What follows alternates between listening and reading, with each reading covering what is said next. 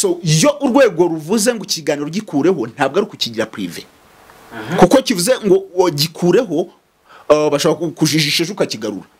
iyo bakubwiye ngo ibi biganiro bisibe ntabwo ari kuvuga ngo bigire privé ni bisibe nyine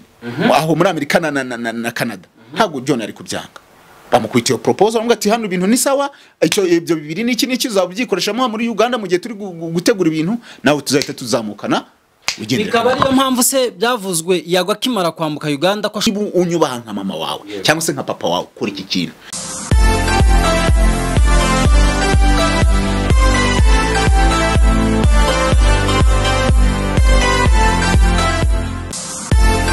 Yes, reka twongere tubaye ikaze mwe mukurikiye Cam TV Rwanda nizere ko mumeze neza mwese aho muherere nizere ko ari amahoro tubahaye ikaze muri ikiganiro ni ikiganiro turi bugende dukora ku ngingo zigiye zitandukanye muraza kugenda mubyumva ariko nanone ndi kumwe na Kami Chris nk'ibisanzwe reka nongere ngo ikaze umeze neza meze fresh ibintu ni sawa ndashima Imana biragenda bivamo gake erega ngo isi nta byuzura hari ahantu nagiye mbona abantu bari gutanga ama screenshot bavuga ngo ku itariki ya 31 z'ukwezi kwa 12 abantu ngo bagomba kuzabaha ngo certificate of survival bakora ko uyu mwaka abantu ba ebana kugira ngo urangize ni danje uzawurangiza no kumuha ya certificate atisha warahanganye uyu nguyu ni ugoye kuruta indi yabanje ya covid n'ibindi uyu mwaka ngo ni danje bro covid se leta ntiyadufashaga yaduhaga ibyo kurya ma ariko ubu ngubu se wajya ku kagari uvuga ko byagenze ko habaye bura muri covid bura baravuga ngo urupfu rwa benshi no munyenga ariko muri icyo gihe noneho hari uburyo ibintu bitabiri ubu muri iki gihe wavuga se ku kibazo se gihari ariko yari muri covid nyine ufite urwitwazo sikwari umuntu wambwiye ngo covid nibwo abantu bariye neza banabyibusha ari benshi kora ko icyo gihe hari umupeti ngewe nzi baramufashe ngira ngo baramufunze bari kumufungira mu nzererezi muri kiriya gihe cya covid na nyuma yaho yari yarakoze business we yafataga telefone ye akagura amayinite y'ijana none akagura pack ya SMS gusa none akagenda kompoza nimero 078030 indi mibare ibiri akayuzuza none gukompoza za nimero yandika message agasanga iya mbere yasanze ari ya icyo gihe ntago ari umugaba w'ingabo ariko n'umugaba w'ingabo uyu munsi Mubaraka Muganga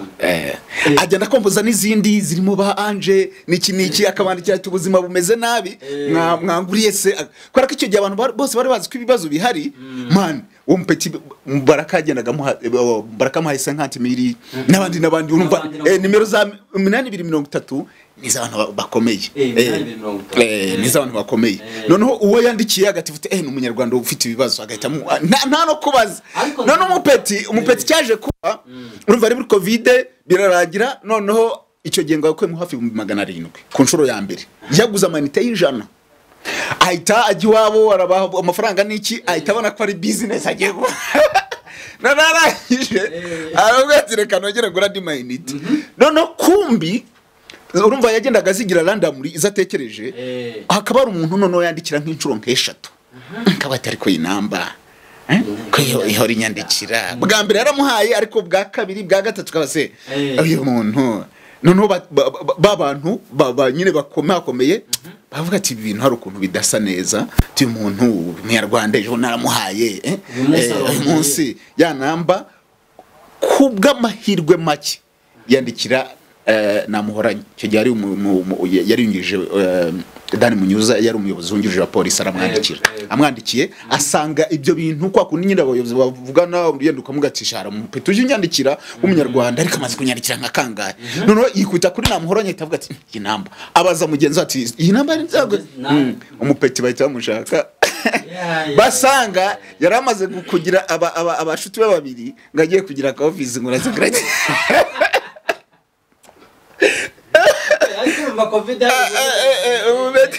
kunshura kabigambira ko mu 700 nibyo numvise byakabara kuramo 530 atavuga ati ngiye gushyira ka office ahubwo ise ntekereza kuko ndibuka kuri Twitter harya ni intumwa ya leta Businge w'in ambassadeur muri yari Businge ubu ni ambasaderi mu Bwongereza. Ni ambasaderi mu Bwongereza. Ndibuka yigeze gutwitinga ko hari umuntu nyine wamusabye ubufasha gutyo cyagiye cya covid. Abantu babonye amafaranga mande. Buriya kuhamagara buriya nanone ufite namba za muri biriya bibazo nyine bya covid byagize. Buri ukabona nka namba za ntabwo yakwima. Akamwandikira minister ntabwo yirwa kubaza ahita umuntu atazajya kwiba kuko urumva hari ibintu byo harimo ama lockdown n'ibiki bagabata umuntu atazajya kwiba akagira gute ahantu heza ubuhamagaye barabayobozi bakomakomeye ariko nanone bibi kibazo ihora umwandikira urumva bitabiba kibazo buraga kosura umpeti yakoze nuko atagiye azandika avuga ati naraye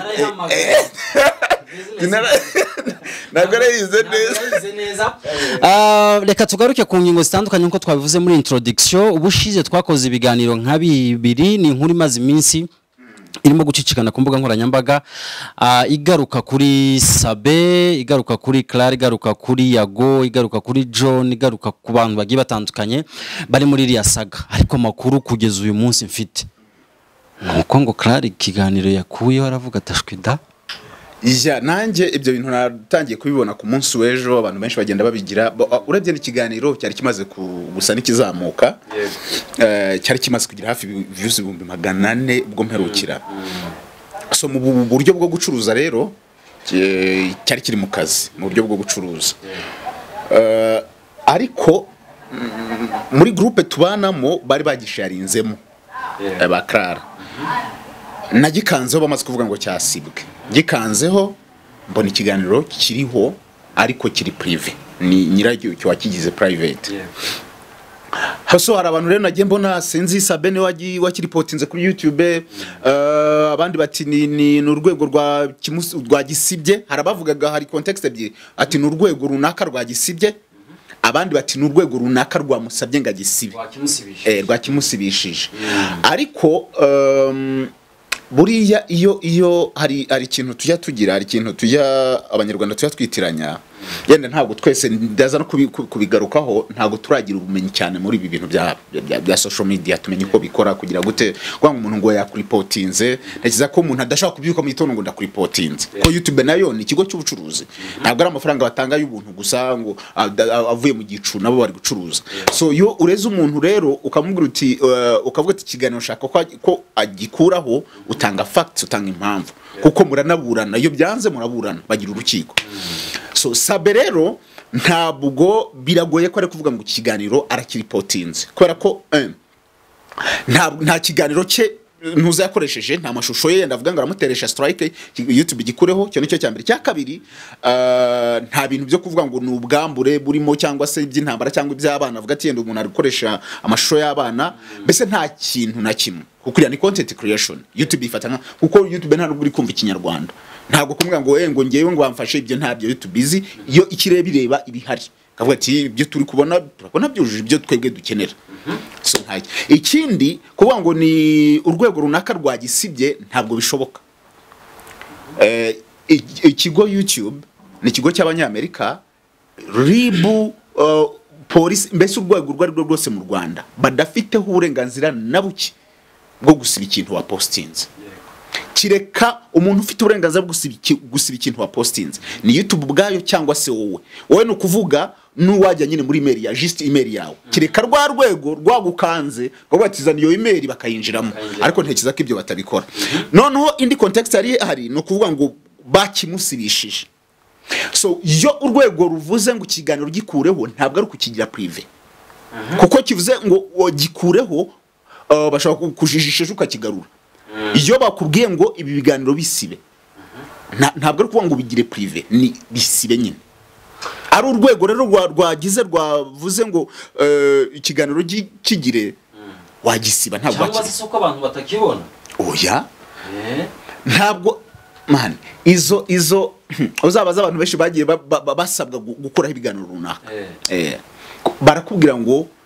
ikiganiro wagisibye kubera ko wa muntu ukubwira ngo ukora icyo kiganiro abafite link yacyo nkuko nanjye nayibonye iyo yinjiyeho bamuha message bakamubwira kuti ikiganiro cyakuweho cyangwa se cyagizwe private urugero nguha ni nk'urw'umuntu witwa Gatabazi Meshake Gatabazi Meshake afite chaîne ya YouTube yitwa TV Meshake TV7. Hari ibiganiro ejo bundi ngira ngo biriya bintu by'insengero by'abahanuzi bimaze kusa naho bigira, abantu benshi bagiye ku rubuga rwe basanze ibiganiro bye byose yarabisibye. Bo ntabwo tuzi wavuze ngo abisibe, ariko uhita ubona ko yabisibye kubera ko yari ngiyo yikanzeho barakubwira ngo cyabaye deleted, ntabwo cyabaye bakigize privé. So wa muntu rero nawe ukubwira ntabwo ari injiji, aba gukanda akabiri bakavuga ngo ikiganiro kiri privé, se ababiyobewe kuko ushaka kumujijisha ejo ukakigarura. Niyo mpamvu akubwira ngo gisibe. No ngo rero ukigaruye ejo bundi byabara amakosa ye, ariko wongeye ukacyaplodinga byabara amakosa yawe. Niyo mpamvu akubwira ngo gisibe, kuko ni wongera kucyaplodinga bizaba ari icyaha. So ntekeza ko ari urwego yakabaye yagisibye ariko yakigize private. So ngahita bibona rero muri ubu buryo biriya bintu bishobora kuba biri mu buryo bubiri. One, bishobora kuba ari Sabe wegereye uriya mama, kamubwira ati rero nshuti yanjye narakuzanye ni wamuze muri kariyeri tienda gukomeza undi mirahita kaniki niki wabanshyize hasi gake. Kwa ko ikiganiro yakize yakuyeho nicyo kirimo ka video twabonye kadafite n'ikintu kinini kavuze. Sabari hasi ari hasi. All akabara abantu babashuti be cyangwa se famille ye yenda ari umuntu afite nk'umutware akunda ibintu byinshi cyangwa se ababyeyi bakamubwira ati ariko uwo mugabo wamushyize hasi niki, bakamubwira ati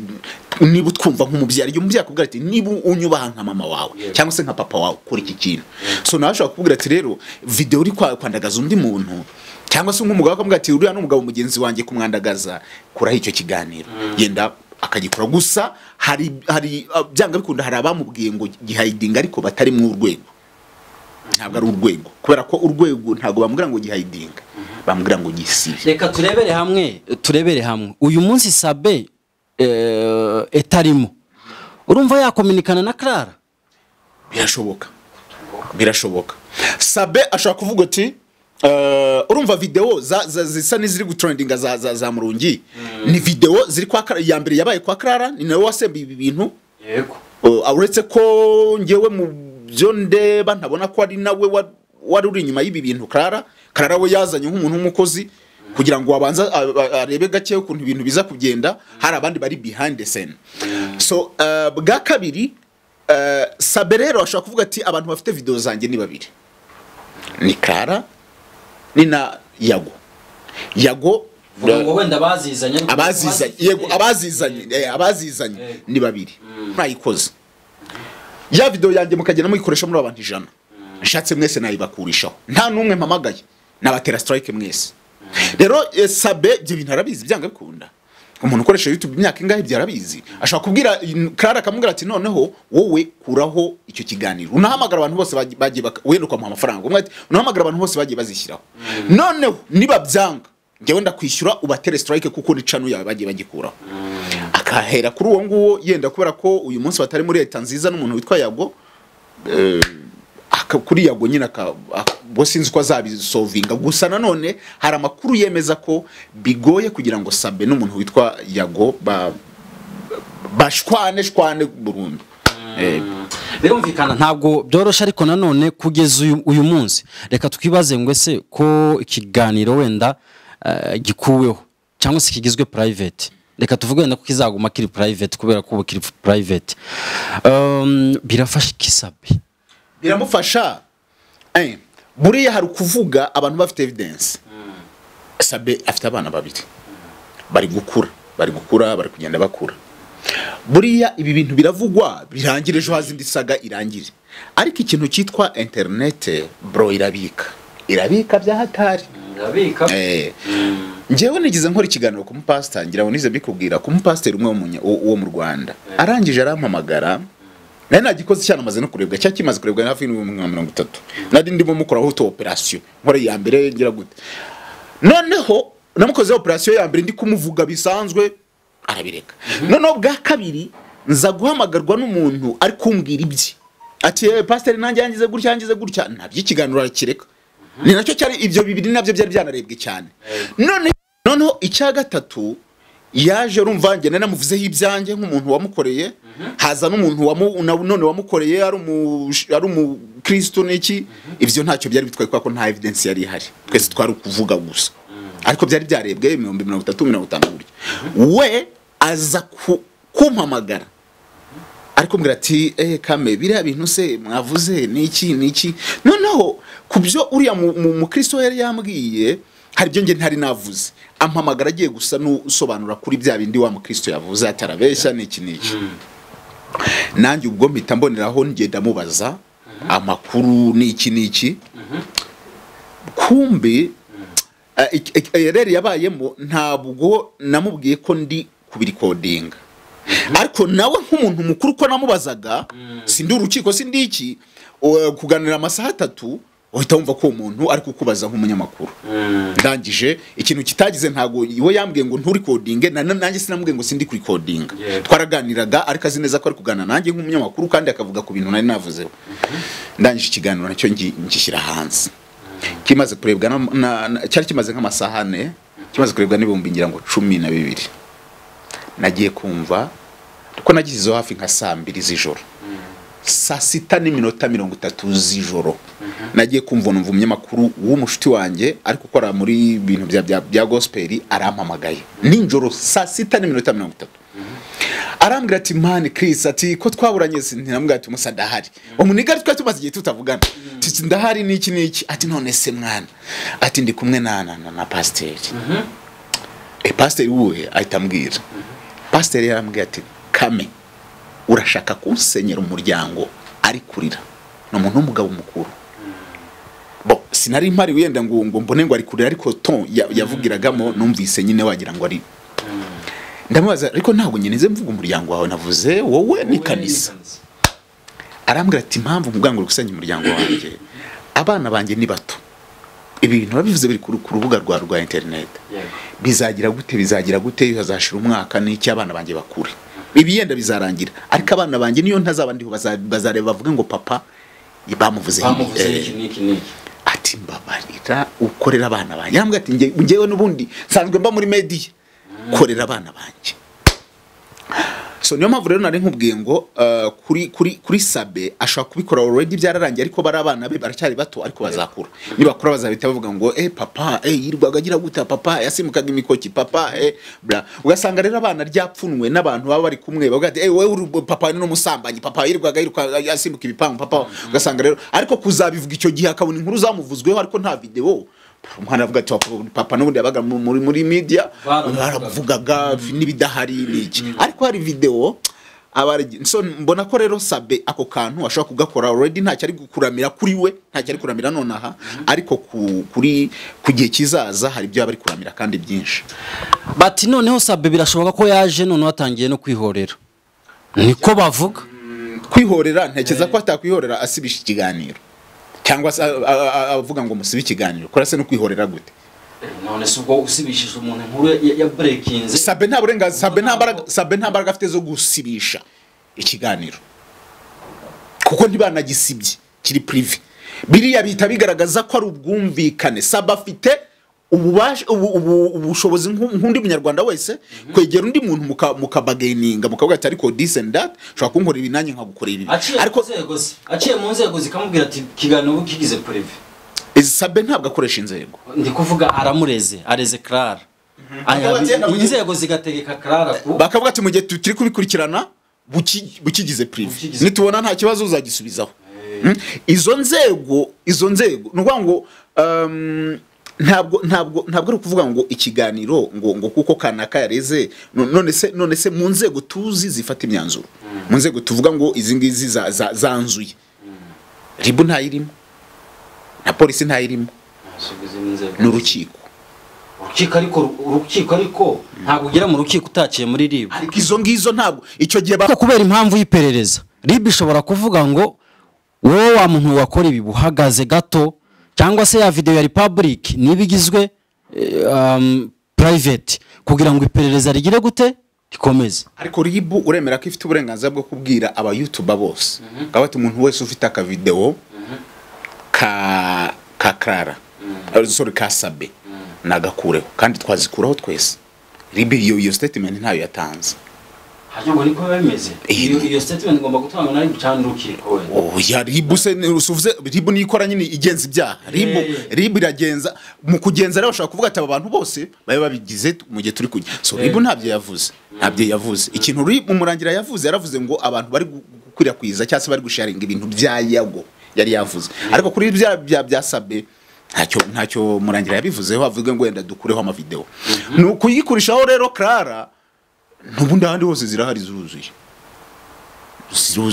So rero ntabwo ari kuvuga ngo Dr Murangira atangaza ati mwese mukureho video ni ibintu byoroshye kandi nako kanya byatabikorwa ariko ntabwo bigeze babikora. So niyo mpamvu ngiye ku kigeranyo cya 70% mbona ko RIB itigeze igira uruhare mu gukuraho video ya Clara. Hakaba harimo bwumvikane icuha amajwi cyane ni ubwumvikane bwa Sabena ubwumvikane bwa Sabena Clara cyangwa se pressure yindi yo ku ruhande yo inshuti y'umuryango n'iki kuri Clara nabyo bifite 50 nabyo birashoboka. Ariko nanone hari ikintu ngira ngo bishobora kwigisha abantu bose muri rusange ubwo kubera iki uyu munsi utarabona umuntu uri muri RIB kuko ngira ngo iriya video uko bimeze kose ishobora kubigiza icyaha niko ntekereza ko tutarabona umuntu numwe RIB ivuga iti uyu muntu arafashwe kubera impamvu y'iyi video cyangwa se impamvu niyi impamvu ndi kukubwira isi tugezemo tugeze mu isi bavuga ngo ni turi muri ni ikinyejana ngira ngo cya 21 ariko noneho turi mu isi y'ikoranabuhanga. Buri kintu ibi bintu byo kuri internet amareta menshi byarayagoye. Haje ikintu mbere radio barazikontrolaga niki ariko aba bagabo Mark Zuckerberg n'abangaba bazanye ma YouTube niki hari ahantu bakubitiye mu cico amareta ku buryo hari ngira ngo hari n'ahantu bagiye baca ama Telegram ama YouTube bakayahagarika kora ko kuyakontrola biragoye. Noneho rero ibyo rero no mu Rwanda n'ubundi nyine niko bimeze. Hari ibyo nanone ubona ko abantu bari gukora ariko nanone bitagize ibyaha nkuko Dr yabivuze ariko nanone hari n'ibifite ibyaha ariko ukabona abantu babikoze ari benshi nese urafungura ubyiruko rwose. So ikindi nanone nuko byatangiye abantu navuga ngo izi nzego zibifata atabana bari gutwika mu internet batwike bamuhamagara ati ni indirimbo igiye gusohoka ati ndi gukorera kabifu kugira ngo ncuruze kandi koko bakabyumva ko akazi ni yanga ntaga hari kwata abantu bari kwishakira akazi reka bakore bari gusakuzanya nura bagasakuzanya kugira baterana amagambo bacuruze so bakabifata muri uwo muyo ngira ngo batangiye kubona ko biri seriye aho bahatangiye kuzamo no guhunga kugira gute kuko mbere niba umuntu yarajyaga akadukunda akamwandagaza akagira gute wabahamagara ari babiri ati reka dana akaririmbo twari tugiye kubishyira hanze bari kumwe so none se abandi aho babibona ko biri seriye ni biriya yago yakoze guhunga umuntu akagenda akavuga ngo bashatse kunyica agatsiko kiki akibateraga amabuye none kiza kuri yatangiye kubona ko ibintu bishobora kuba biri seriye so guhera icyo gihe wabonye ko ari bwo RIB navuga ngo Murangira yatangiye kubivugaho cyane avuga ko bagiye no kubijyamo atanga n'ama warning n'iki ariko already byari byararenze nyine hari kigero byari byararenze nubwo bitararenga ihaniro burundu ariko hari nanone hari aho byari byararenze so ikindi nanone urumva muri icyo gihe ntabwo uyu munsi niba batangiye kwishyiramo ingufu nonaha ntabwo ari kuvuga ngo video nakoze muri 2021 ahitambwa ngo iriya ko yayikoze ngo banzane baranyine barakura ko batangiye kwishyiramo imbaraga uyu munsi ubwo bagiye guhita batangirana nibije nyine uyu munsi ariko already hari byari byarabanje ikindi nibyo nkuko nabikubwiye mu Rwanda hari no kwisi hose si mu Rwanda gusa ikintu cyitwa ngakazi gisa naho kigize kandi nanone nako kazi nagahari kagahemba make ugeranije n'izi mbuga ejo twabonye abanyamakuru bagira muri 5 basezera ikigo cy'igihugu cy'itangaza makuru twumva ko ari cyo gihemba neza kigize gute bahita bamanika amaboko ati turagiye bivuga ngo ahantu bari kubona amafaranga bari guhembwa na leta ni make kuruta y'imbuga izigiye kubahemba rero ibi bintu gasanga harimo icyo twita conflict zishingiye ku mafaranga zishingiye ku bucuruzi izo ngizo nizo zivuga ngo kanaka ari gucuruza na kanaka ari gucuruza ariko nanjye niba nkuko nabikubwiye ari cyegeranyo cy'umunyamakuru nari numvise witwa Karinijabo numva avuzemo akantu n'uyu munsi ngigatekereza aravuga ngo mu Rwanda impamvu tubona ibisaga niki abantu bose babaye abanyamakuru upfa ko ufite telefone wahise umunyamakuru. So abanyamakuru niba turi abanyamakuru barenga miliyoni 6 nta makuru twese twatangaza ntayahari. Ni make kuruta abayatangaza. Bisaba ko ngewe mpimba yanjye cyangwa se tugahimbana nkavuga ati reka dukora aka kantu tuba makuru ejo ngaruke twongere tuyavugeho gutyo ibintu bigira. Ugasanga abantu bari gucuruza muri ubwo buryo. Urumva rero izo nanone ugasanga ni tricks z'ubucuruzi. Ugasanga rero RIB nayo iravuga ati none se niba abantu bazanye ngenga create saga avuga ati ngiye gushyira video hanze nambaye mochikopa. Ngiye mbishaka muyite hanze nkabwo umuntu ati ababloga mushyire hanze abantu bavuga kana kari yambaye mochikopa noneho ngiye kugira ngo babantu babivugaho ariko baza bakeneye mu byukuri ngewe nyirubwite ko nza nkabivuga. Icyo gihe ndahita mfungura cano nze vuga ati nono menya umuceri hanze ukuntu nambaye mochikopa ukuntu nari namba so bareta baza aho ngaho usanga ni yasaga na kare kugira ngo ngiye mbona amafaranga. RIB nayo ishobora kubijyamo ko gatse ku muntu ni tactique y'ubucuruzi kandi ni ubwe wabyikoreye burerega hari ibyo yenda tutanamenya ariko ugasanga babyinjiramo ugasanga ni ba nyirabyo nabira byose ugasanga ni ba nyirabyo babiteye. Nese niba nyiri umuntu niba avuga ati nge nahohotewe bari kuncuruza ku mbuga bari kunyanika wakurikira ugasanga ni nyirabyo. Icyambere ntiyareze icya kabiri wakurikiranye usanze niwe wateje yo saga urabigenza gute? Urabirika nyine uravuga ati okay wari gucuka kuko navuga ngo gusebwa niwe byajeho na niwe wateye so barafata nde nta kindi nyine barerekera. Bishobora gutuma n'umuntu avuga agahunga igihugu kubera izo saga no gucreate content nibiki kugeza ubu ngubu amakuru aravugwa ko John atigeze agaruka mu gihugu. John we ntabwo ari kugaruka. John impamvu nkubwira John uko tumuzi John si umunyamakuru. John ntabwo akora mu nzego nta rwego na rumwe akoramo. John yari umuhanzi kugera muri 2019. John yagiye akorana n'abantu bakomeye indirimbo ngira ngo hari indirimbo ya gospel yakoranye n'umuvugizi wungirije w'ingabo z'u Rwanda witwa Simon Kabera. No mu gospel ari indirimbo za gospel bakoranye indirimbo. John career ya gospel ntabwo yigeze igenda nyine igere kure. So mu gufata video kuko biriya yakoze ni hidden camera no gufata ikiganiro gukamera umuntu atabishaka cyangwa se mutabivuganye. Niba John yarabikoze bishobora gukorwa ibintu bishobora gutuma umuntu akamera undi mu buryo batigeze babivugana ni inzego zifite ububasha nazo ariko kugira ngo zigufate ayo mashusho n'iki baba bafite icyangombwa bahawe n'urukiko cyangwa se n'izindi nzego zifite ububasha bw'abati umuntu aribyo turi kumugenzaho mu mushaka cyangwa se akaba ari kubw'umutekano w'igihugu. Ntawe birirwa basaba yenda nk'aba tuvuga ngo bakorera intelligence abo ntawe basaba batavuga ati ntabwo ababonye ikintu gifite nuza agenda direct kuko najya gusaba intuze biratinda atavuga ati reka nkurikirane ibi. Icya gatatu n'umuntu w'umunyamakuru uri gukora investigative story nawe abafite investigative story kuvuga ati abantu yenda baribye ariko ntabwo nzaho babikize kandi ntabwo ushaka kuvuga ko bibye nta kizibiti mfite nkabakurikirana ngafata nk'udufoto bari kugenda batsimba ibintu ahantu. Ibyo ntabwo nirirwa mbasaba uburenganzira ariko ntabwo ari izira video cyangwa amafoto mbangamije kugira ngo nyashyire hanze mu buryo bwo kumusebya bangamije kuzuza yankuru yanjye. Nabo bantu bafite ububasha bwo kugira gatatu wumve ko bushoboka kuba wenda ubonye umuntu ari gukora amabi urashaka noneho kuzamujyana mu rukiko ufite n'ibimenyetso. None se wowe okay turi kuri John icyambere buriya muri la video yavuga ko Sabe ari amabi yari gukora yari ku manwa yihango. Buri munyarwanda wese ku manwa yihango ntabwo avuga ati do yarirutse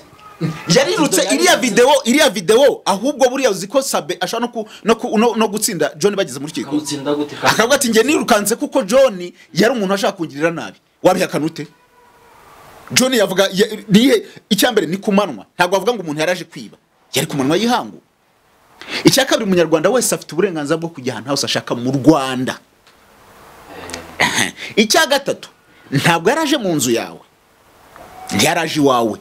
nyiri inzu yarajemo cyangwa aho yarasotse ntiyigeze arega cyangwa se akamere cyangwa agire gute yaraje ku muturanyi. None se nyine uwo muturanyi ntiyigeze arega nta n'ikibazo afite. Wowe w'umuturanyi barakubaza wagiye gukamera ubifite mwihe washakaga iki? Nyirinzu ukikere kuvuza ati nyiri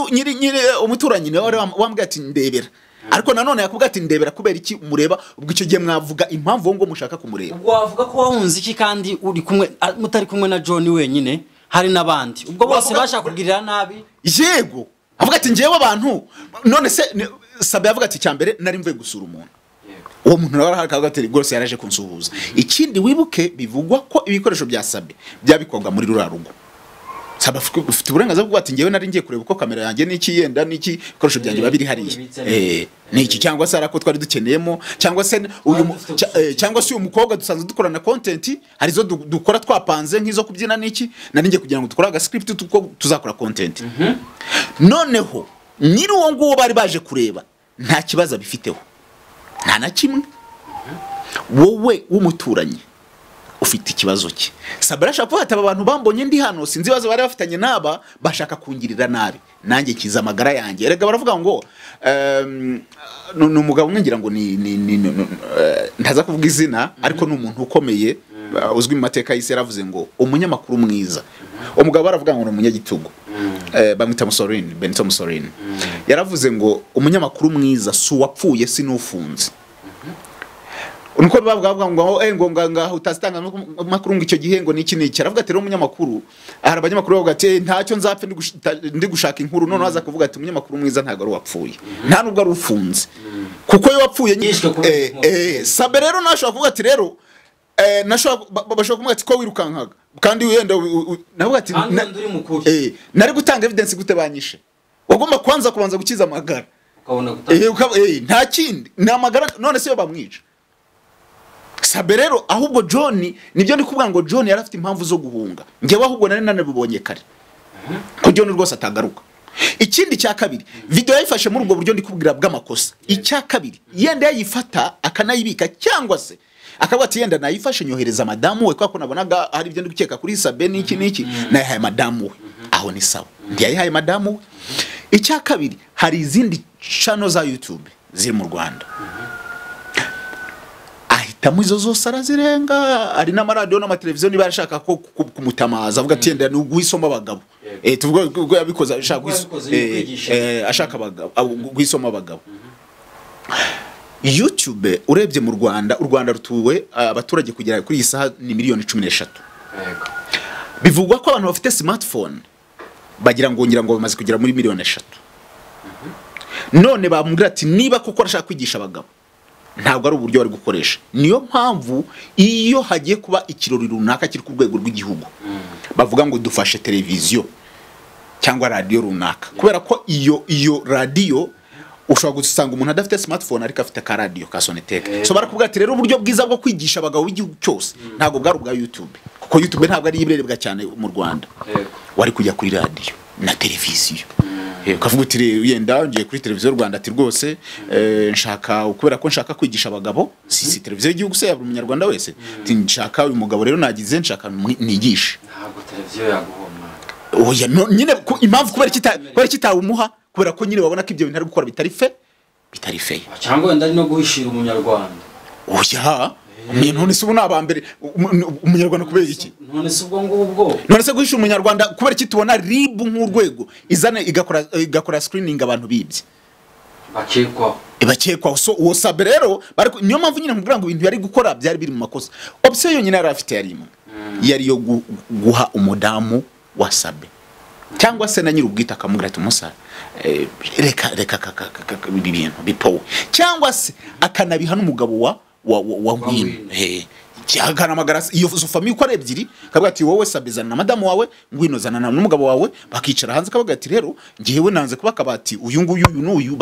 bacanaga inyuma so sinzi niba wowe wari uzi ko uyu n'uyu bagira aho ngano yari ko bakoze ikintu cy'abagabo ubwo ikiguzi baba bagwaye kugira ngo uhunge igihugu uratekereza ko ari iki ibivugwa numvise gusa ntahamya neza biri ku mihanda nuko John yishyuwe amafaranga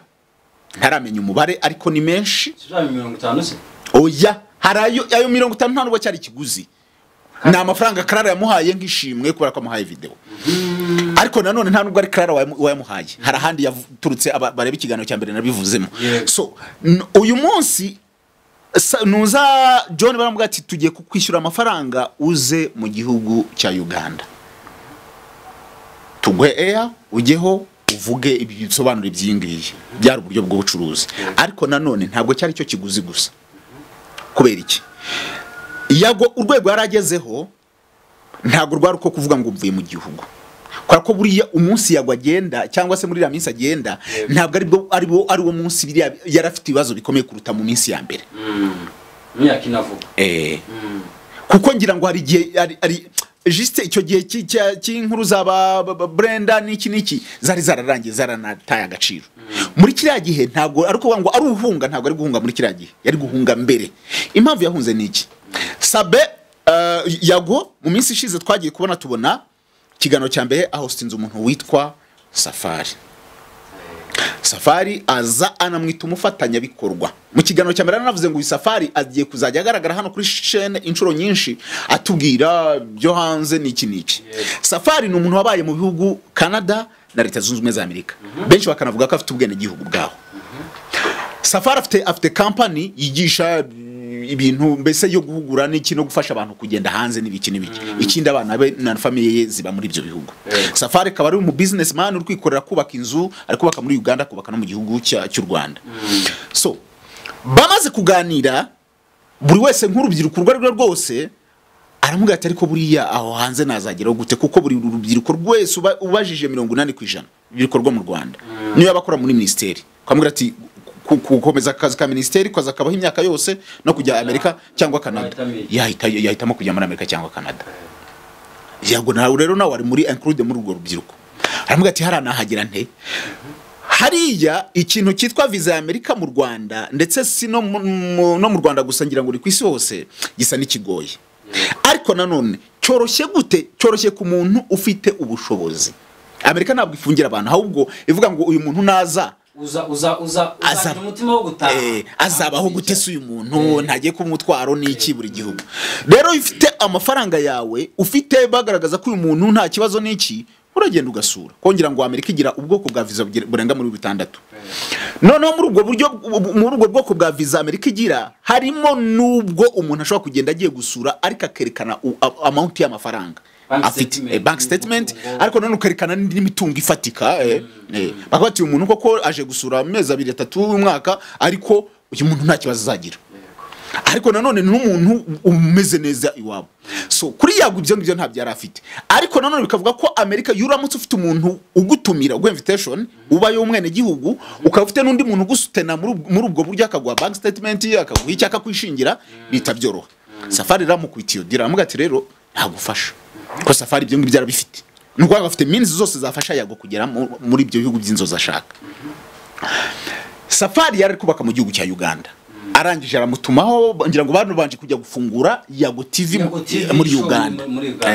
barabigira ariko nuko bari bafite gahunda n'ubundi kuko bagiye kujya gukorerayo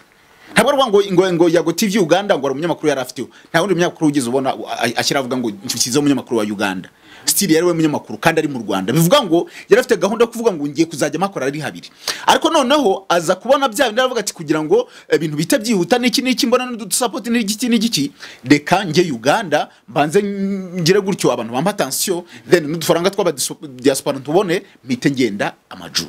so iyo proposal the same niyo bahaye umuntu witwa John katafite Yago TV show ngo John rero niki John baramubwira ati rero abantu kuko Yago mu kiganiro cya mbere yakoze umuntu twasabe guhera nigiza namukozeho documentaire mu myaka 7 ishize guhera mu myaka 7 ishize ushaka kumushaka ikosa muri iyo myaka ukaribura kuko Yago mu bintu yavuze nta bwino yigeze atanga avuga ngo Sabe ni mubi muri ubu buryo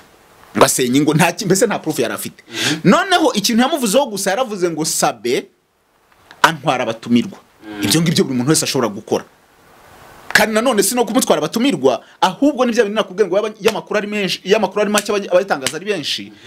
nubwo abantu ari benshi ikindi abanyamwuga ni bakeya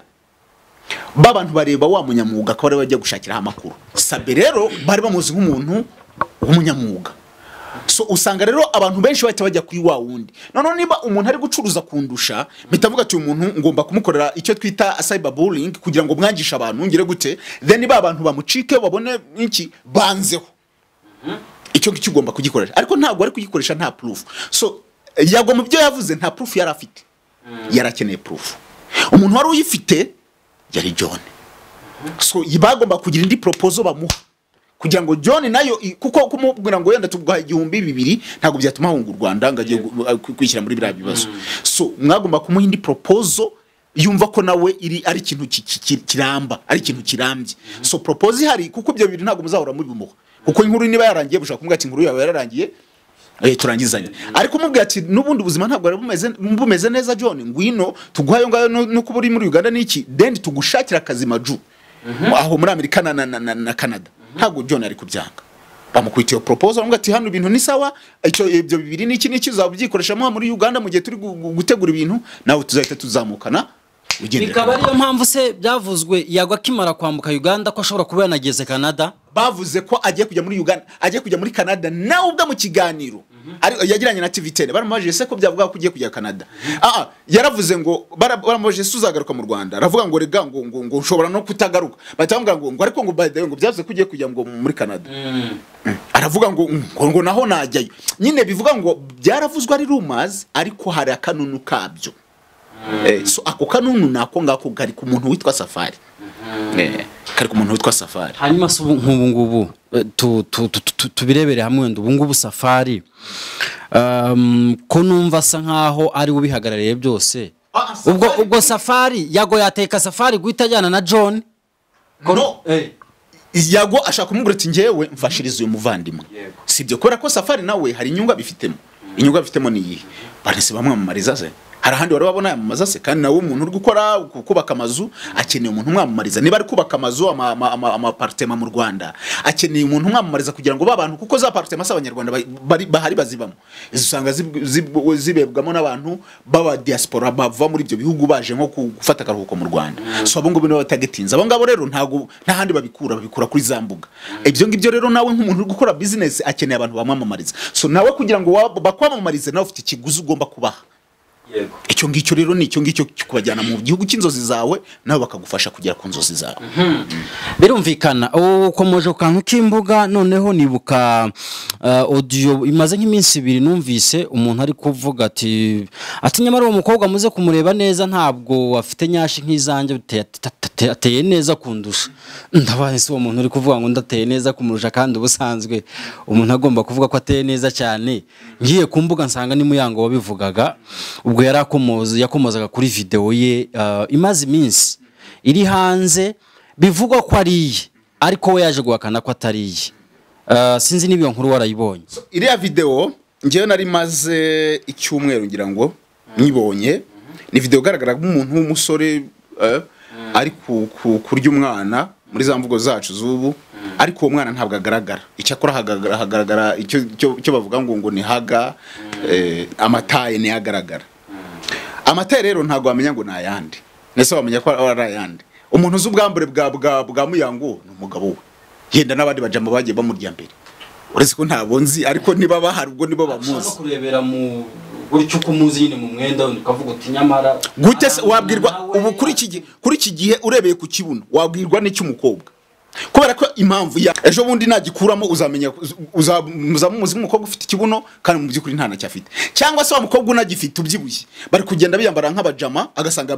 patero kingana gutya ntago wamenya ngo icyo kibuno arangifite. So kumenya kuri uyu munsi kumenya ngo umukobwa ngo asagute ngo ameze gute birakugora. Ubwo uwo babana n'ububizi kuko umukobwa aza hanze y'amafoto ashyira hariya nayo ashaka ko twe tubona.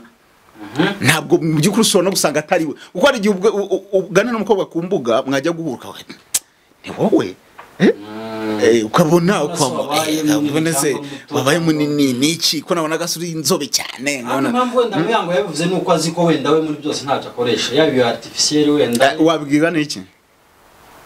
abwirwa n'iki Muyango murebe muri 2019 urebe ukuntangana urebe n'uyu munsi. So ntabwo ari kuvuga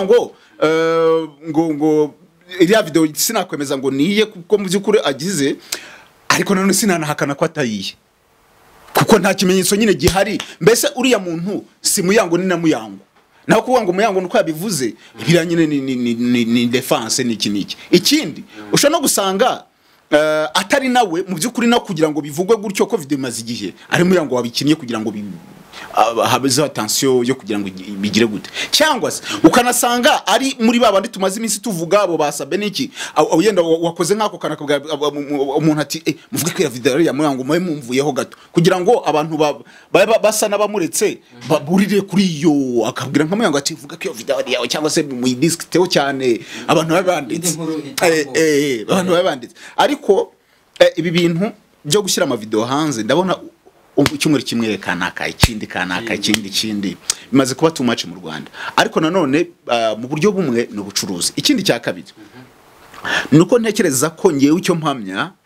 hashobora kuba hari abantu bari kubikora nk'aba paparazzi ari nk'umuntu w'umupaparazi akavuga ati ngewe mfasha akazi ko kuzajya ngenda ahantu hari abastari cyangwa se nkabanzi ngo umuntu akundana na kanaka cyangwa se baba bari kumwe nkamuha akazi nkamuga ati noneho suri kumwe n'akameza ajya umumfatira udufoto twatundi tubibona uhita utuma none akazimpa ngiye ngahita nkwandikira ngo ati shafite video za cyangwa se ufite iki mpa amafaranga wawe yanga kuyampa nkabishyira hanze. So ibyo bintu ngiye abantu benshi bagiye babyubakiraho kandi bakamamara ngira ngo urugero rutari rwakure cyane n'umuntu witwa Dekati ngira ngo muri za 2018 2019 kuzamuka gutyo yari mu mitwe y'abantu bose yakize hanze nambuye ubusa nagize gute yafataga abanyamakuru bo mu Rwanda bakomeye avuga ati babandi bajya ahantu hose akamuha amafaranga avuga ati wowe uzajya ungenda undebere babantu uzafoto ubona ko zijagaraye uzime cyangwa se zabambuye ubusa uyambe noneho agahita zitangaza cyo gihe abantu batangiye kumenya nk'umublogger wa Danje ati wavuga Dekati yamvuze abantu bakagira noneho ikindi abantu bakunda byacitse kuko uvuga ngo kanakambuye ubusa buri wese bari kwishaka mpandebe so yuvuze ngo wa muntu ni utangaza abambuye ubusa abantu bakuzuraho so bituma rero agira ya feme kuvuga ngo ni blogger wa mbere wa Instagram so umuntu ufite aba followers benshi kuri Instagram mu Rwanda ariko niwe muntu tuvuga ngo ni blogger wa mbere kuri Instagram kandi atari umuntu ufite followers benshi nuko iki nuko ari we muntu breakinga bya bintu kuko uzarebe usanga ari wa muntu ukora utuntu tugize gute nk'ubu nk'urugero nguha ari kiganiro nakubwiye nakoranye na mama Liliane wa Miss icyo kiganiro kugira ngo abantu bakimenye nagace gato yafashe agishyira kuri Instagram ye n'uyu munsi ntekereza ko kariho uscrollinze nko muri za 2019 ku mapost yashyizeho n'uyu munsi kariho icyo kiganiro nicyo cyatumye abantu bagira n'Ibinyarwanda barabyandika ariko yagapostinze kiganiro kitamaze amasaha 2 yari channel nshyashya itazwi igize gute nge mpita nibaza ngo uyu muniga izi video juste video irasohotse none nkako kantu yafashe kari nko ku munota byibura 40 uyu muniga aba yicaye ibintu byose bisohoka kuri YouTube afite ukuntu abikontrola nibwo nahise mvuga nti umuniga afite abandi bantu baba bari bakorana kuko ntabwo wakontrola ibintu ikigano umuntu cyose asohoye ukitubonamwe akantu kakandi ugahita ukazana ukagira kure hari abandi bantu bakorana ubwo ati hari kigano tubonye mani kirimo akantu agatega posting so ntekereza ko hari nabandi bantu bari hanze bari gukora ibyo bintu kugira ngo bagende bacuruza ibyo bintu mu buryo bumwe kugira ngo babone amafaranga nabo babubake platform zabo aho ntuze yaziye bagakuraho zira barrier zo posting ibintu byabyo byose uyu munsi ikintu cyose abantu barapostinga so bituma abantu bose bashaka amafaranga nkuko kuri YouTube bayabona nkuko kuri Facebook na Instagram no kuri Twitter abantu bakeneye amafaranga wenda reka tuvuge ko ayo mafoto mu bukwe hehe n'ahandi mu birori ashobora kuyabona ariko se ni foto yo mu gitanda buri yayibona ate none se muri video zose wabonye zose hari video wabonye umuntu aryamye gutyo gusa ari wenyine ukabona ifoto irasotse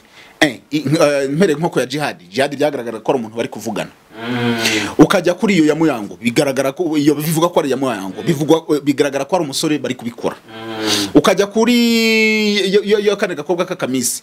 bari kukonka igitsina ari undi muntu bari kubikorana ukajya no byanga bikunda buri video yose ifite undi muntu nta video y'umuntu umwe ari mu cyumba ari wenyine yifungiranye ihari ni video nubundi zirimo abantu nyine zirimo abandi ba ngo afata nyine yenda wundi uyu munsi ahubwo nibyo nanagira inama abantu nibugiye kurya akantu n'umuntu making ashwa ngo ibintu bimeze neza kora ko hari umugabo umwe nigize numva ku mbuga bari kumuvuga arongura indaya pe ariko ngo yujura indaya ukaza mu cyumbiwe afitemo tuboro ngo yashyize mu cyumba sinzi niba cyakora ibyo bintu nzagerageza ndebe ko bikora arutuboro ngo yashyize mu cyumba ngo yo ucanye nyine kamera ya telefone yawe ako kuma ke gahita kaka umutuku agahita ubona ko byanga bikunda hari ikintu kiri kuri coding so agahita avuga ati telefone bushize umnikano ukabigenza so abantu bazajya kuko abantu bose bazajya kwisanga hanze man bazajya kwisanga unasange nabo twe abantu bamenyere gutwika akavideo kaje abantu bari kugira usanga bari no kuvuga ku muntu utavugwaho kasanga aho kugira inama wenda yo gushiramo ako kantu wabagira inama yo kubireka yo gukora bakabireka kuko video zose zijya hanze ziba ziri related n'ubusambanyi nyine bakabureka ntabwo ubusambanyi babureka gute ntabwo waburi kwisi hari abagore n'abagabo ntabwo bikunda man usambanyi ntabwo wabureka wabugabanya ariko ntabwo wabureka ntabwo bishoboka man niba ari ikintu abantu bashaka gutegera ku bandi ni ikintu cyitwa gutya gutyo ubwo twavuga ibintu byose nge kuri iyi si byose mbona n'ibyaha niki bishingira ku busambanyi byose n'amafaranga oya n'ubusambanyi ntabwo ari amafaranga ndakubwira impamvu uyu munsi iyaba nta gitsina gore kibaho mu gihugu hari abagabo gusa hari abagabo bonyine ntabwo abantu bakaba bicana impamvu batakwicana no kubera iki ngiye nshobora kuba mfite uyu munsi ngiye se buri wese byanga bikunda umuntu uri mu Rwanda ararya akaryama yenda barya rimwe ararya kabiri ariko uraryama ntabwo imvura iri kugwaho waraye muri chambrette n'uwaraye muri etage wose se ntibaryamye so wagiye dispose wagiye Rubavu yitwaye mu modoka sibyo nundi akagenda Rubavu yishyuye muri bisi bagerayo se bose bari mu modoka impamvu ngewe nkenera kuvuga ngo ndaye muri etage cyangwa se ndikubaka etage ndikubaka igize gute nuko ari ikintu cyambere tuvuga ngo nuko impressing abantu bambone ko ndi meze fresh sana uzasanga ku bagabo aribo usanga abagabo biyemera bavuga ati mfite coffee niki abakeneye attention yaba igitsina gore ariko badahari umwana umuntu se yazajya mu isoko aravuga ati reka niyambura ubusamane kanjye mu isoko uzarabe muri interna nk'abantu biga muri interna muri ntuza muri yo bari mu dormitory abantu se no bambuye ubusa ugasanga umuntu yenda afite na mucikopi icitse ariryamiye ariko yagiye hanze ahereba kaga kweto kagize akaba yanakwibana kandi no kwera ikintu ko abazi kagiye guhura n'abakobwa cyangwa se n'aba niyo ataba batereta ariko avuga ati abana baraza kumbona so byose usanga bishingira kuvuga ngo ashaka compressinga ba bantu b'igitsina gore the same way n'abagore nuko ibyo twavugaga bishobora kuba ari nabyo byabaye kuri Personal Click bagira gutya imbuto ivamo rwose harya se umwana w'umukobwa n'umukobwa I think hanyuma muri iyi minsi ndi kubona Pasi rwose ku mbuga yahatwitse ibintu bimeze nabi Pasi ngiye kubwanjye navuga ngo ashaka ko afite ikibazo kubera ko ibintu bimaze imyaka ibintu bimaze imyaka 10 ibintu byo muri 2011 cyangwa 2010 cyangwa 2012 bimaze 2024 imyaka 12 akaba ari bwa bigaruye abantu ko bagomba kumenya ukuri kandi nikisa ari kuvuga batazi ibintu ari kuvuga batazi nibyo byo kuri bazi ko mufasha hari bazi ko wenda inzabamo nayo wayimuguriye hari bazi ko n'imodoka agenda amaruko bazi ko none kuvigiye abivugiye kuri account yamaze kwinjira amafaranga ngahe bamubwira ati ntabwo agufasha none reka tugufasha amaze kwinjira amafaranga ngahe uretse nyine kwishyira hanze ariko wenda abantu kuri bamarira iki ngiye ndabyumva ngo Rick ntafasha Pasi bimarira iki ntabwo bikora ko yamuteye inda ntibikora ko bafite umwana simple as that ariko kumenya umuhemu ni byiza kugira ngo ejo nawe uzamwirinde azamwirinde buretse mubwire ikintu ibyo ndikuvuga ngo nyine barabimenye kugenda bigarura mbibonamo Pasi ashobora kuba hari ibintu bitari kugenda neza one Pasi nuko afite indirimbo yasohoye yigo nuko ayaje muri imihanda arabona imihanda iri gucuruza wibuka kamaze igihe atari muri bintu bya social media so akeneye kuza akagaruka akagendana nuko turi kugenda ubu ibintu bihari ngo nukumena imiceri nawe ari kuza avuga ati nanjye reka mena umuceri nibwo nshobora kubona attention nta yindi attention wazana ikuraho umuceri wasabe uretse kuvuga ati nshaka kwica Rick yagize gute n'umugome n'iki so uretse ko nabyo bitari kugira ikindi cya kabiri bigahuriza ku muntu witwa Yago n'ubundi Yago arazamo muri ibi bintu icyambere Yago afite umujyanama witwa Mbabazi Rick Mbabazi Ricky ni umuproduceri wa Danje, tubyemere, wa Danje wakoze ibintu bikomeye, ntekereza ko nta n'undi mu Rwanda urabikora. Ricky abahanzi be yararimo gufasha bose basa naho media yavuye amagiye yigira muri ntuza muri gospel. Ben ari mu Rwanda, Priscilla bivuga ko bashwanye, ubu nta musana afite akorera. So akeneye kandi kuza akongera agafata industry yahariye. Kuyizamo birasaba ko nyina ashaka abantu bo muri industry hariya bakazamukana. Yaje rero yifashisha umuntu witwa Yago. Avuga ati uyu musaza ashaka kumfasha niki, yenda bihuza nuko Yago nawe yaravuga ati abantu bari kumpemukira bihuze bazamure. None witwa Pass akavuga ati uyu mugabo yaramemukiye ashaka kongera kuza muri industry yongera control nkuko yari control icyo gihe. Akavuga ati ntago mbishaka, reka mbese kumukina simbishaka, agume hasi. Iyo kabi impamvu ya mbere. Impamvu ya kabiri nuko avuga ati yenda birana kubwe byo gutwika niki ikindi akaba ashaka n'indi attention y'abantu. Hasi yari umuraperi wa Danje, uyu munsi ari kuba nuze, uyu munsi ari kuba ibi bya muzika sinzi n'ibiki ntabwo arimo, akeneye kongera kugira attention n'iki yongera garuka mu mitwe y'abantu. So abyo ngibyo rero ni intwara agomba gukoresha, ariko impamvu ngira ngo nta ari kubikora nabi kubera ko bya bintu natanye nkubwira ngo ibintu ari kuvuga byose kuvugira kuri YouTube, kuvuga ngo papa ngo nageze igihe nshaka kwica papa, ngo njye mu gisirikare ngo nice Ricky. Uwo mwana azakura umufite imyaka 12 azagira 24-30 agira umugabo bazayare ukuntu mama yavugaga ngo nashakaga kwica papa kubera umubabara. Ariko ibyo ntabwo ari ibintu yakabavugira ku mbuga, kuko si ibintu umwana yakabaye amenya. Ibyo ni ibintu biri hagati man. Icyo ngewe sindashaka, ariko ntekeza ko abantu bashatse hari ibintu bakora bikaba ngombwa ko abana batabimenya,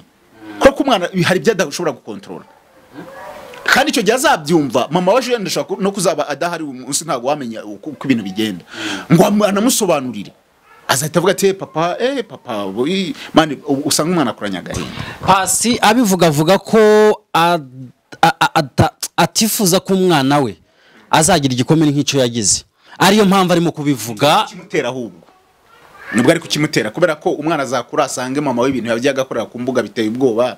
abone papa ukuntu nyine ngo atigize abafasha. Kandi ntanatekereza ko kudafasha buse niwe wa mbere badafashije,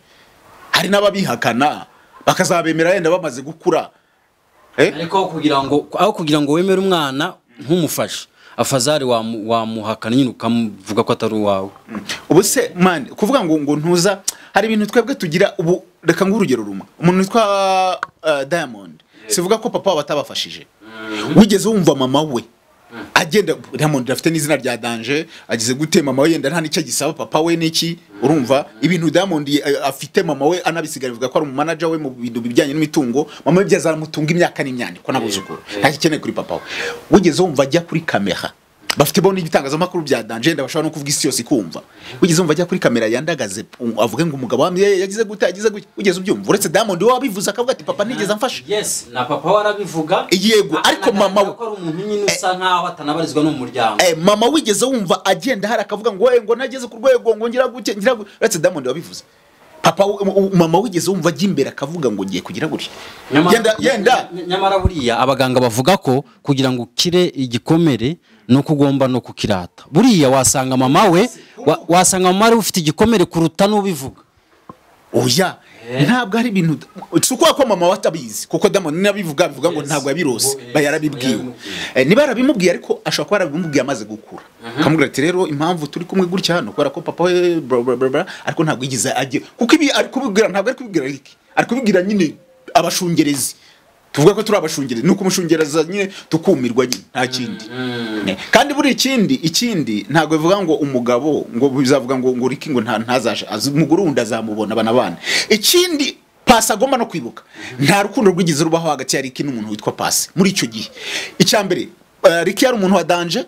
ari producer wa Danje. Pasi yaramukeneye ngo amukorere hiti. Ricky nawe producer turabazi ku bintu bijyanye na gutya, n'abakobwa n'abakunda abantu bafite amazina ya Danje. So icyo gihe harimo ko umwe abikeneye inyungu ku wundi, kuko iyo bitaza kuba afite izina icyo gihe Pasi nawe ntabwo ari kumwiteza. Yari sheri we, urabyibagiwe. Yari none se ari kumutereta kundi gutatamubwiye ko ari sheri. Uwo abantu bose umuntu abwira ngo ni sheri man. None umuntu nisha afite abasheri 10 cyangwa 15 bose bo bakunda. nta rukundo rwari ruhari. So ntuzagene muri icyo Kigali cyo kuvuga ngo umujama n'umuntu wa danje, reka anje nanjye nzaje numva ko kantu kuko yankore indirimbo nibyo ngibyo byabaye. So natangiye ibyo bintu nihangana sarura ibyo bintu yenda ikintu none nta support aho umuntu witwa Ricky nuko atafashije umwana, ariko ibira byabaye icyo gihe ntabwo akaba bibreminga mo Ricky byari ibintu bya pafu by'abastari niki abastari man uziko umustari ashobora kwira aronka nk'abakobwa batanu. Bishobora kuba wenda byaratangiye gutyo, ariko nanone niba barageze ku rwego nyine go guterana amadubwo wasanga nyine bari babana n'abasheri wenda no mu rugo wenda banabizi. Oya nta oya uriyando ushaka ko yaramurongoye, ushaka no kuba yaramurongoye ega n'umukobwa umujama ashobora no kubitera inda cyangwa se mukanabikora umukobwa avuga ati ntabwo ushaka agakingirizo ko akeneye kumubyarira. None se niba ari we wenyine, niba atari we wari sheri we cyangwa se wateganyaga kuba umugore we, ko inkuru zarizo zavuzwe cyane kandi yararyaga n'abandi, nuko babyaranye. Undi babyaranye hari undi mu mwana Ricky uzagira ni wa Pasi gusa. Nuko ari we babyaranye. Niyo mpamvu mvuga ngo hari n'igihe umubebi kuko ntabwo wambwira ngo Ricky ngo ni Pasi yaryaga wenyine. Oya reba Pasi muri iyo myaka ureba ukuntu yarameze, ntabwo ari we wenyine yaryaga. Ahubwo hari igihe umubebi avuga ati umuniga uyu oya nge ndi kuvuga ngende kubihari. Hari igihe umubebi avuga ati umuniga no wa danje reka mubyarire kubyo namuga ati yonde dushaka ukuntu tuyigira. Amuga ati nzayirerera. None wagera igihe urumva wabwiye umuniga ati ndayange yireke nge nzayirerera, umuniga ati okay ni buzayirera ni sawa, uko ntabwo waforce umuntu kuyikuramo. Byagera igihe ukabona yanda ntabwo gishoye kuyirera, ukabwira umuniga ati tangira umfashe. Umuniga ati ariko ngenda nakubwiye ko ibyo ntabirimo. Ugasanga nanone kandi ari we ubwawe wabyizaniye. Hanyuma biraza kugira ingaruka. Reka turebe gatoya ingaruka biri bugire nkuko bivuga, ntabwo yagakwiye kubivuga. Rick ariturije hariya, ariko kugeza ubu ngubu twe rubanda tubyumva Rick ari mu makosa kubera ko ukuri dufite no kwa Pasi uyu munsi. Uko dufite no kwa Pasi bona Rick ari mu makosa, ariko niyo mpamvu ngiye nkubwira ngo y'ukuri ntabwo nge nakwemeza ko Rick ari mu makosa kuko nta kintu aravuga. Rick navuga dushaka no gusanga Pasi bajya bavuga ngo umenye ngo iby'inzuki, umenye ngo iby'ubuki ngo ntabwo wakongera no kuburya. So ushaka gusanga Pasi kuko ari wavuze turi kumwumva, ariko rikavuze twakwifata ku munwa twabati Yesu amabera tikikora tutonse. So kwa ko Rick nta kintu aravuganye ntabwo namurimira hitaka gusa ibyo Pasi yavuze nabiha 50%, then version ya Rick nayo yaza umuntu agakonfirma. Ingaruka ki ku muryango rusange sha nizo icyo nge mvuga niba umuntu afite famille, hari imbuga nyine hari ibyivugira ku mbuga, hari n'ibya famille yawe. Nese gori ikintu cyose uri mu cyumba ni hanze, abana ni hanze niki, usanga nyine tuba tureba kuri ya ntuziri hano byagabo buzima turi kuba mu uyu munsi, ariko tutazi ngo ejo bizagenda gute mbese izi mbuga zaradusajije kabisa. Abantu bari gutora amashashi, ariko ntekereza ko atari byo twakabaye tubamo kuko ejo nibwo utangira kukureyariza ukavuga ati mana yanjye karaka video ndagakuraho nte wagize kandi karabaye viro. Kami ndakeka twasoza ikiganiro, hanyuma ijambo wenda ritoya mbere ko dusoza. Nukomeza ku abakurikira Kame TV Rwanda, nukomeza kubana natwe mukadufasha gusharinga ibiganiro. Ndabashimira cyane kubera ko